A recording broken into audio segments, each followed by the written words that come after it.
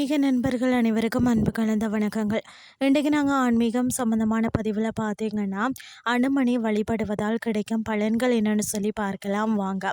அனுமனை வழிபட்டாலே நமக்கு இருக்கக்கூடிய பயம், பேய் பயம், கெட்ட கனவுகள் நீங்க. சனி தோஷம், செவ்வாய் தோஷம், ஏழரை சனி பாதிப்பு குறையுமா. அதே மாதிரி உடல் பலம், மனதைரியம், தன்னம்பிக்கை அதிகரிக்கும். நோய் மற்றும் உடல் நல பிரச்சனைகளும் குறையும். படிப்பில் கவனம், நினைவாற்றல் அதிகரித்து வேலைவாய்ப்பு, வெற்றி மற்றது பதவி உயர்வு கிடைக்கும்.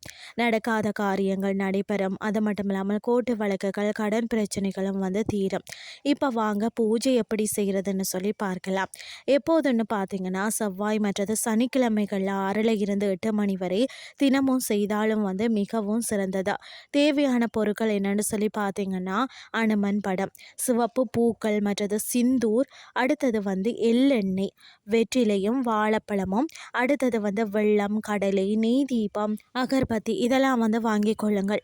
அதுக்கு பிறகு பார்த்தீங்கன்னா குளித்துட்டு சுத்தமாக இருந்துட்டு சுவாமிக்கு சிந்தூர் வைத்து தீபமேற்றி பூக்கள் மற்றது நெய்வேத்தியம் வைத்து மந்திரங்கள் சொல்லி ஆராத்தி காட்டிட்டு ஜெய் ஸ்ரீராம் இந்த மந்திரத்தை 5 முறை சொல்லணும்.